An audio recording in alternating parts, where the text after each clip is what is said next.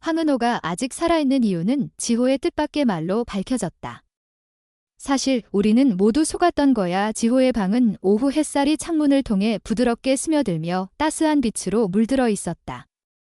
강재인은 지호와 함께 바닥에 앉아 아이가 열심히 장난감을 가지고 노는 모습을 바라보고 있었다.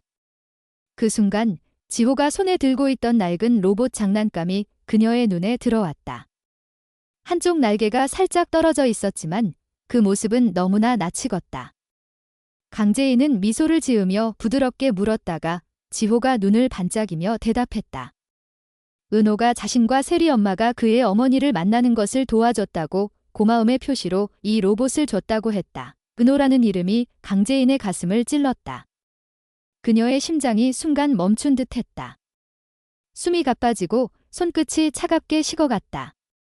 떨리는 목소리로 다시 묻자 지호는 천연덕스럽게 말했다. 은호 형이 미국에 있다고, 왜 죽었다고 하냐며 고개를 갸우뚱했다. 그 순수한 말에 강재인은 그 자리에서 얼어붙었다. 그녀의 머릿속은 혼란으로 가득 찼다. 지호의 말이 계속 맴돌았다. 은호가 살아있다고? 미국에 있다고? 그녀는 떨리는 손으로 로봇을 집어들었다. 분명 은호가 어릴 때 가장 아끼던 장난감이었다. 3년 전 그 끔찍한 교통사고로 은호를 잃었다고 믿었던 그녀의 세계가 무너지기 시작했다. 강재인은 로봇을 가슴에 끌어안고 흐느꼈다. 눈물이 뺨을 타고 흘렀다. 그녀의 목소리는 절망과 희망이 뒤섞인 떨림으로 가득했다. 그날 밤 그녀는 잠을 이루지 못했다. 어둠 속에서 로봇을 손에 쥔 채 끊임없이 자문했다. 지호가 말한 게 사실일까? 은호가 살아있다면 누가, 왜, 어떻게 그를 숨겼을까? 사고 당시의 장면이 떠올랐다. 병원 복도의 차가운 공기, 은호의 창백한 얼굴, 그리고 그를 잃었다는 절망. 하지만 지호의 순수한 말은 그녀의 믿음을 뒤흔들었다. 다음 날 아침, 강재인은 김도윤과 정우성을 찾아갔다. 두 사람은 그녀의 오랜 친구이자 은호를 잃은 후 그녀를 지탱해준 유일한 존재였다. 김도윤의 사무실 문을 두드리는 그녀의 손은 떨리고 있었다. 문이 열리자 그녀는 절박한 목소리로 말했다. 은호가 살아있을지도 모른다고, 제발 아들을 찾아달라고 애원했다. 눈은 붉게 충혈되어 있었고 목소리는 갈라졌다. 김도윤은 놀란 눈으로 그녀를 바라보며 진정하라고 했고 정우성은 침착한 표정으로 그녀를 다독였다. 강재인은 지호와의 대화를 털어놓았다. 지호가 은호가 미국에 있다고 했고 세리와 함께 은호를 도왔다고 말했다는 것. 두 사람은 고개를 끄덕이며 약속했다. 그들은 그 사고의 진실을 파헤치겠다고 다짐했다. 정우성은 권력 있는 기업가였다. 그는 자신의 모든 인맥과 영향력을 동원해 은호의 사고를 조사하기 시작했다. 며칠 동안 이어진 치밀한 조사 끝에 마침내 충격적인 진실이 드러났다. 은호는 그날 교통사고로 위독한 상태였지만 기적적으로 살아남았다. 그러나 강세리와 한기찬은 이 사실을 철저히 숨겼다. 그들은 은호가 죽었다고 거짓말을 했고 가짜 장례식을 치렀다. 심지어 강재인이 아들의 마지막 모습을 보지 못하도록 막았다. 황기찬은 은호의 아버지라는 명목으로 그를 미국으로 보냈다. 강세리의 이모가 은호를 키우고 있었다. 이 진실을 알게 된 강재인은 무너졌다. 그녀의 가슴은 분노와 배신감으로 가득 찼다. 은호가 살아있다는 기쁨은 잠시였다. 곧이어 밀려오는 것은 그녀를 속이고 아들을 빼앗은 세리와 기찬에 대한 분노였다. 그녀는 눈물을 흘리며 정호성에게 말했다. 은호를 데려와 달라고, 아들을 다시 만나게 해달라고 간청했다. 정호성은 단호히 고개를 끄덕였다. 그는 즉시 미국으로 사람을 보냈다. 며칠 뒤 인천공항. 강재인은 떨리는 다리로 출국장 앞에 서 있었다. 심장이 터질 듯 뛰었다. 군중 속에서 낯익은 소년의 모습이 나타났다. 은호였다. 키가 훌쩍 자라고 얼굴은 조금 더 성숙해졌지만 그 눈빛은 분명 그녀의 아들이었다. 강재인은 눈물을 쏟으며 달려가 은호를 끌어안았다. 은호야, 엄마야, 그녀의 목소리는 떨림으로 가득했다. 은호는 멍한 표정으로 어머니를 바라보다 천천히 그녀를 끌어안았다. 엄마, 그 한마디에 강재인의 세상은 다시 살아났다. 공항의 재회는 눈물로 얼룩졌다. 강재인은 은호의 얼굴을 쓰다듬으며 속으로 맹세했다. 세리와 기찬이 그녀에게 저지른 짓에 대해 반드시 대가를 치르게 하겠다고. 그녀는 은호의 손을 꼭 잡고 공항을 나섰다. 하지만 마음속엔 여전히 의문이 남아 있었다. 왜 세리와 기찬은 은호를 숨겼을까? 그들의 진짜 목적은 무엇이었을까? 그날 밤, 강재인은 은호를 데리고 집으로 돌아왔다. 은호는 피곤한 듯 침대에 누웠고 강재인은 그의 곁에 앉아 손을 잡았다. 하지만 그녀의 눈빛은 차갑게 빛났다. 그녀는 책상 서랍에서 작은 수첩을 꺼냈다. 그 안엔 날짜와 이름, 사건들이 빼곡히 적혀 있었다. 그녀는 새 페이지를 펼치고 단호한 글씨로 적었다. 세리와 기찬. 진실을 밝혀낸다 한편 황기찬은 어두운 거실에 홀로 서 있었다. 그의 손은 미세하게 떨리고 있었다. 전화벨이 울렸다. 세리였다. 그녀의 목소리는 다급했다. 기찬 오빠, 은호가 한국으로 돌아왔어. 제인이 알아버렸어. 우리 이제 어쩌지? 기찬은 침묵했다. 그의 눈빛은 복잡했다. 분노, 두려움, 그리고 후회가 뒤섞여 있었다. 그는 낮은 목소리로 대답했다. 세리야, 우리가 한 선택엔 대가가 따르는 거야. 이제 제인을 막을 수 없어. 세리는 전화 너머에서 숨을 몰아쉬었다. 오빠, 우리가 왜 그랬는지 제인이 알면? 우린 끝이야. 의 그녀의 목소리는 공포로 떨렸다. 기찬은 전화를 끊고 창밖을 바라보았다. 어두운 밤하늘은 그의 마음처럼 무겁고 불안했다. 그 시각, 정호성은 김도윤과 비밀리에 만났다. 정호성은 굳은 표정으로 말했다. 도윤, 은호의 사고는 단순한 우연이 아니야. 누군가 의도적으로 은호를 숨겼어. 그리고 그 배후엔 더 큰 비밀이 있을 거야. 김도윤은 눈썹을 찌푸렸다. 더 큰 비밀. 그게 뭐지? 정호성은 낮은 목소리로 대답했다. 세리와 기찬이 은호를 숨긴 이유. 그건 단순히 제인을 속이려는 게 아니었어. 그들 뒤엔 누군가가 더 있어.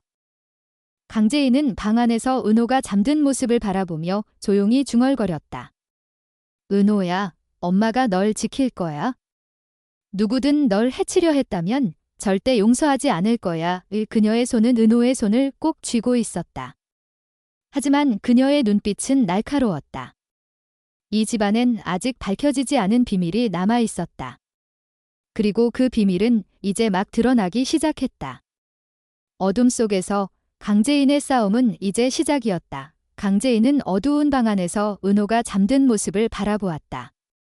아이의 고른 숨소리가 고요한 방을 채웠지만 그녀의 마음은 폭풍처럼 요동쳤다. 손은 은호의 작은 손을 꼭 쥐고 있었고 입술은 굳게 다물어졌다. 조용히 중얼거렸다. 은호를 지키겠다고, 누구든 그를 해치려 했다면 절대 용서하지 않겠다고. 하지만 그녀의 눈빛은 날카로웠다. 이 집안엔 아직 밝혀지지 않은 비밀이 도사리고 있었다. 어둠 속에서 강재인의 싸움은 이제 막 시작되었다. 다음 날 아침, 강재인은 책상 위에 놓인 수첩을 펼쳤다. 날짜, 이름, 사건들이 빼곡히 적힌 페이지들. 그녀는 새 페이지를 펼치고 단호한 글씨로 적었다. 강세리와 황기찬. 그들의 거짓을 끝장낸다. 그녀는 은호의 사고가 단순한 우연이 아니라는 확신이 들었다. 누군가 의도적으로 아들을 숨겼고 그 배후엔 더 큰 그림이 있었다. 그녀는 전화기를 들고 정호성에게 연락했다. 낮은 목소리로 말했다. 은호의 사고 기록을 더 깊이 파헤쳐 달라고, 특히 세리와 기찬의 과거를 조사해 달라고 부탁했다. 정호성은 단호하게 대답했다. 이미 움직이고 있다고, 곧 새로운 단서를 찾을 거라고. 그날 오후, 강재인은 은호를 데리고 병원으로 향했다. 은호의 건강 상태를 확인하고 싶었다. 병원 복도를 걸으며 그녀는 은호의 손을 놓지 않았다. 하지만 마음속엔 끊임없는 의문이 맴돌았다. 왜 세리와 기찬은 은호를 숨겼을까? 그들의 진짜 목적은 무엇이었을까? 병실 문을 열자 은호는 창밖을 바라보며 조용히 앉아 있었다. 강재인은 그의 옆에 앉아 부드럽게 물었다. 은호가 미국에서 지낸 시간, 그곳에서 만난 사람들에 대해 이야기해 달라고. 은호는 망설이다 천천히 입을 열었다. 세리의 이모가 자신을 키웠다고, 하지만 가끔 세리가 전화로 이상한 말을 했다고 했다. 엄마가 말했어. 절대 한국으로 돌아가면 안 된다고. 누군가가 날 찾으면 위험하다고. 그 말에 강재인의 심장이 쿵 내려앉았다. 누군가라니. 그녀는 은호의 눈을 바라보며 물었다. 그 누군가가 누구냐고. 하지만 은호는 고개를 저었다. 더 이상 기억이 나지 않는다고. 그저 세리의 목소리가 무서웠다고 했다. 강재인은 이를 악물었다. 세리가 은호에게 공포를 심어줬다는 사실이 그녀의 분노를 불태웠다. 그녀는 은호를 안으며 속으로 다짐했다.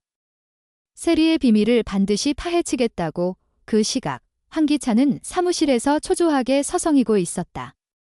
책상 위엔 세리에게 온 메시지가 깜빡이고 있었다. 제인이 의심하고 있어?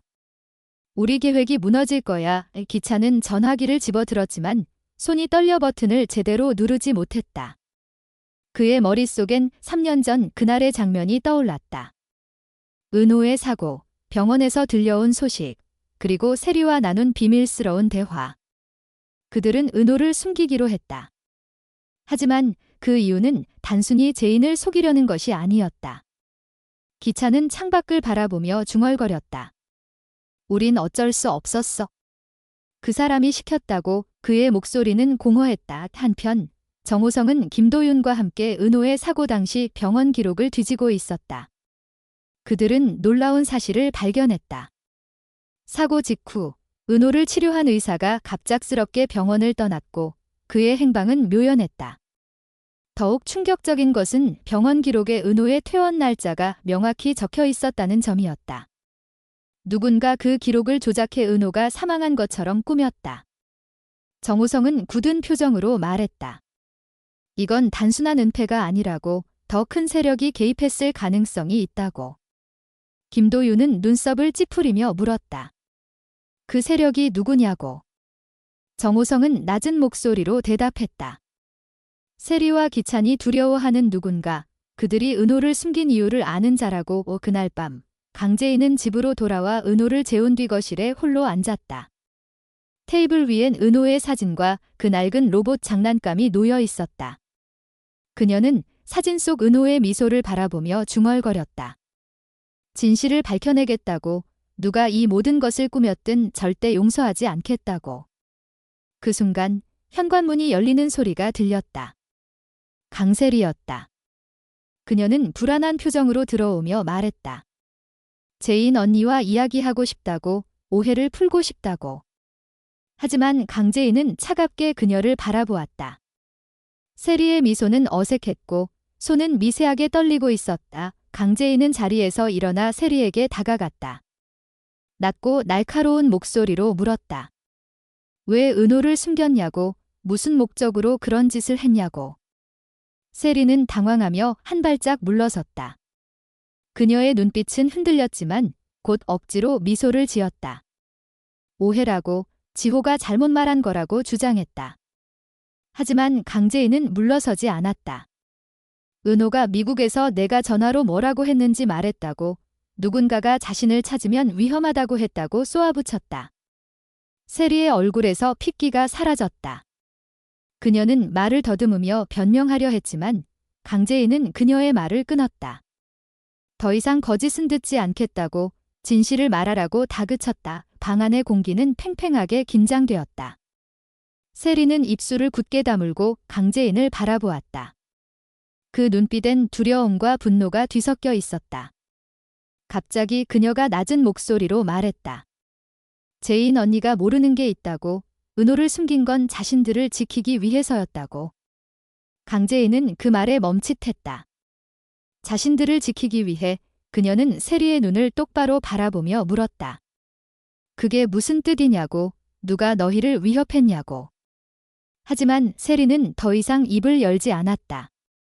그녀는 떨리는 손으로 가방을 쥐고 황급히 집을 나갔다. 어둠 속에서 강제인의 싸움은 점점 더 위험한 국면으로 접어들고 있었다. 그녀는 진실을 향해 한 걸음씩 나아가고 있었지만 그 앞엔 예상치 못한 위협이 도사리고 있었다. 세리와 기찬의 비밀, 그리고 그 뒤에 숨은 그림자.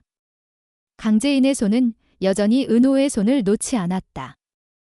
하지만 그녀의 가슴 속엔 두려움과 결의가 뒤엉켜 있었다. 이 싸움은 이제 그녀 혼자만의 것이 아니었다.